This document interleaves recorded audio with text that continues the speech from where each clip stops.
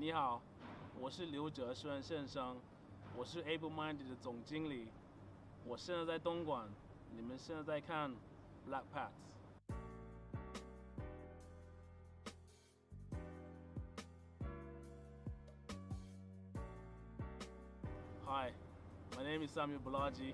I'm the founder of Able-Minded Limited. I'm in China, Dongguan, and you're watching Blackpats. So around 2012, I graduated with a degree in financial economics. During that time, there was a lot of people looking for a job, and I was as well. And I thought to myself, how do I get myself above everybody else? And for some reason, the topic of language came to my mind. At the time I spoke a bit of German, but I didn't want to study German. French and Spanish everybody else spoke. And I saw a real need for Mandarin, and so I started to teach myself Mandarin. I had the opportunity to live in Taiwan for 2 years, and that was a really essential part for my life because I was able to really capitalize on that language skill. Unfortunately, I came back and I wasn't able to use that opportunity, and so the only alternative for me was to come to China and to utilize my skills as well as my talents to make a living. I think being the founder or being the CEO, as people like to put it, and run the business isn't as easy as what people make it out to be. Most of my day, which is probably anywhere between 12 to 15 hours, is spent on work and spent on the business. There's two aspects of the business. One of them is sales and the other one is project management. Now, Able-Minded Limited, what we do is we facilitate production of manufactured goods, which is sold onto the US market and it's also sold onto the EU market. And so we have clients that sell into big brands like Walmart, Michaels, Hobby Lobby, Target, TJX. And we work with the client to ensure that the product is as they would like it. Being here in China, we're able to make that happen, and we're able to put pressure on factories to make sure that it's done well and ticks off the boxes that the client has. We then ship it over to the client sells it onto the retailer, and we make our living in that way. One of my biggest shocks was how hard people work here. As I just mentioned before, my day consists of about 12 to 15 hours on work. That's something I wouldn't do if I was back in the UK. That's not something that is really encouraged in the working environment. But over here, one of the things I found out is that whether you're a big timer or you're a small timer, 10 to 12 hours is the standard, and that can sometimes consist from Monday to Saturday, depending on the industry you work in. It was a hard one for me because naturally speaking, I'm a lazy guy, and so once I got my work done, I want to go home, I want to head to the gym, I want to chill out with friends. But being here in China, that wasn't the case, and so it was a big shock for me. The second thing was people don't know that being black doesn't mean just being a basketballer. Like every time I was around in a new environment, people thought that I was some rapper or some basketballer, and they'll start taking pictures. Some of them ask for like autographs, and I'm just like, you know, I'm just some any Tom, Dick, and Harry from the block. Even till now, I still wear shades once in a while. If I'm going out and about, I wear my sunglasses just so that people can't like call me. But it's definitely a different way of life to what I was accustomed to back in the UK. Being able to speak the language and being able to speak with people has been very interesting for me because it has been able to help me realize what was once before and what is now. I think one of the things that I've clearly seen which I dislike is the culture. And when I say culture, I'm not talking about the general culture, I'm talking about the breakaway of culture and traditions from what it was before and what it is now. And part of that is because of the economy. In the sense of 10 years ago, it was a working class economy. Now, there's probably been around 400 to 500 million people who have moved from that social class, from working class to middle class.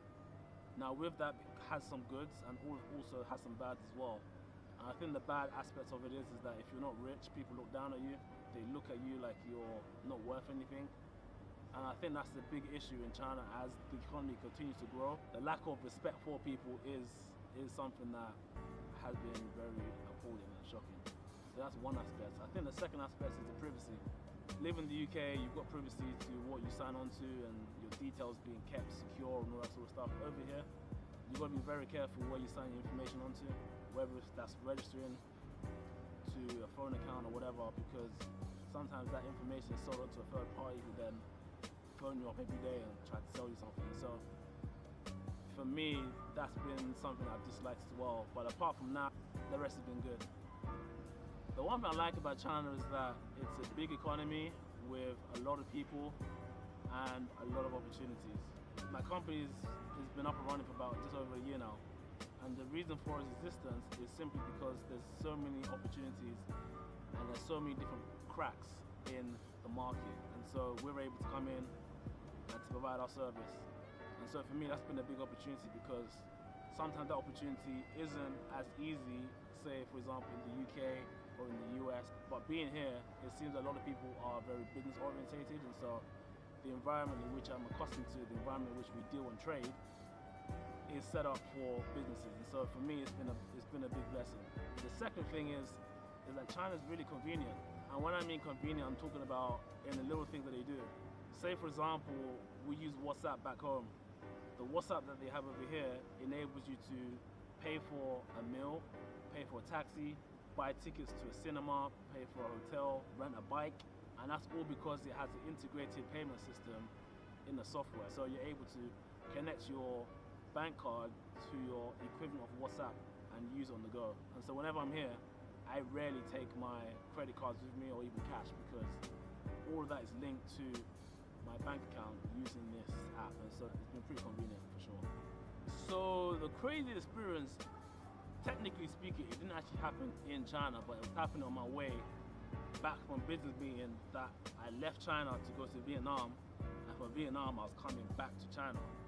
And so what happened was that I was with my business partner. He had already checked in. I was still in the queue, and I was basically waiting to be checked for them to check my passport and then stamp it, and then I go inside to get on the plane. As I got to the counter, there was a lady next to me, and she asked me to hand her passport. I handed her my passport. She looked at the passport, she looked at me, and then she asked me, where am I from? And I said, I'm from the UK. She's like, what's my passport number?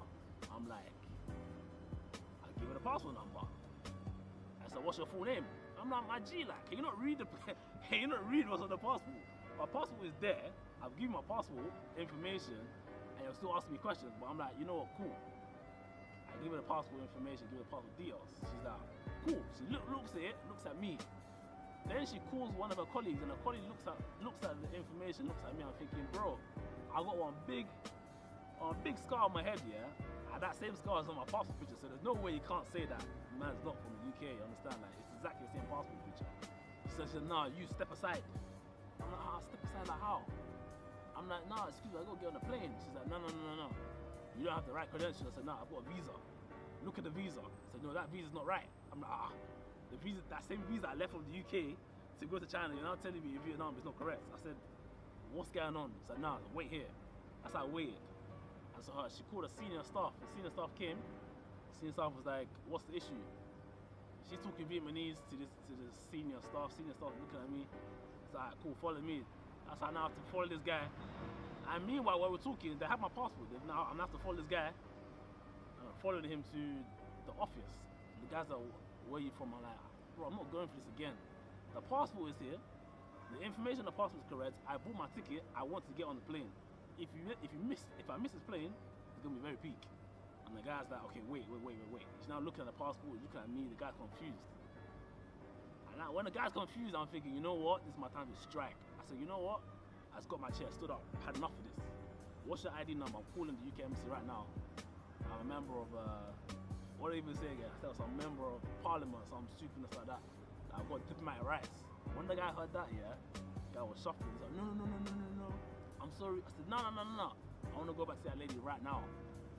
So then I start walking to the counter that the lady asked me to move to the side. And the guy who's the senior staff, he's like, but the guy's waffling, the guy's shaking, man. He's like, no, there's no need. I said, no. I said, look, you're not able to disgrace me like that, you understand? Like, you're not seeing his passport. Like, it's not a joke thing, you understand? Like, I've got my visa, and I've got the ticket. So the fact that you're not asking me to come in is an insult. It's not insult to me, it's insult to my country. And so I went and raised up with Home Office. When he heard Home Office, the guy was like begging me, like, please. I said, no, let me see that lady right now. So we still walking to the lady, yeah. The guy's like, please, the guy's like, no, please don't do this. You know what? We'll escort you to the plane right now, like ourselves. I said, are you sure? So don't mess me about again, you know, because if you start messing about now, I'm gonna add this to all the other things you've done already. Guys, no, we'll escort you. So alright, cool. So the guy, I gave him my suitcase. The guy carried my suitcase all the way to security. He spoke to them. Went through security. The guy checked me all the way up into the plane. When I got into the plane, yeah, the guy said, okay, I'm sorry again, sorry. The guy left, yeah. Meanwhile, my business partner who I was on the trip with was like, where did you go? I said, bro, you don't even know what happened. I told him stories like, what? So you're trying to tell me that you bluffed it, that you were working for the Home Office, and you had something to my right, and because of that, he now got you. I said, bro, when life throws lemons, man, make lemonade. So for me, it really depends on what you're coming here to do and what you're trying to achieve here. For me, I always knew that I wanted to get into business. I always wanted to run my own company and have a team that works alongside each other to fulfill that goal. And so for me, that's always been something that I've always wanted to do as a kid. It just so happens that out of all the countries there were in the world, China was the right time for me. It had the right facilities, the right resources to make it happen.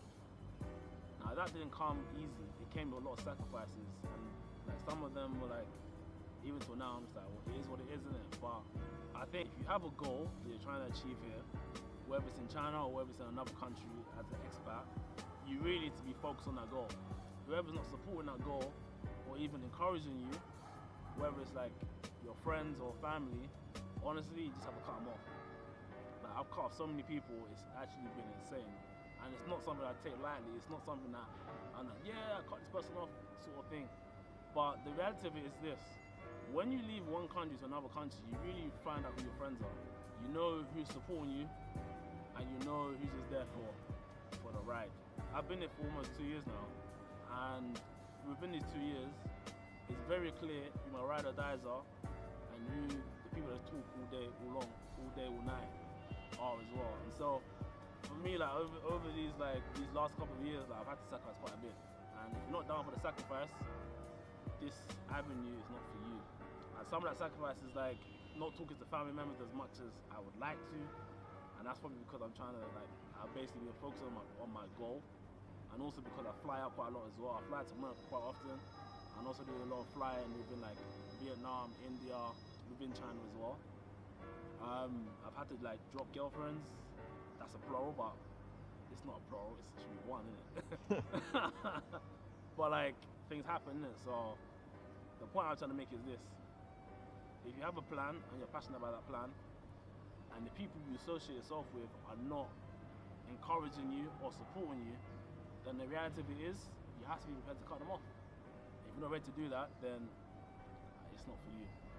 The biggest thing I learned was a principle my dad taught me when I was a kid, which has only been reconfirmed to me as an adult trying to make my way or make my mark, so to speak, in China or in this life. And basically, when I was a kid, my dad said, look, you can do anything you want when you put your mind to it. And to be honest, I thought it was just waffling there. You know how dads and mums are, like, you could be like whatever, you could be a star if you want to, but being here has actually made me realize if you really put your mind to it, you can become who you want to be.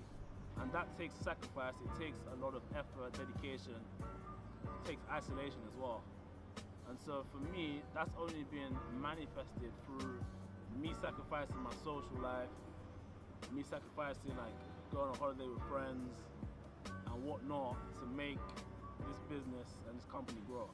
And now that it's growing, it's not as if the answer is because I'm here in China, but I think it's the effort and attributes that I've developed while I've been in China.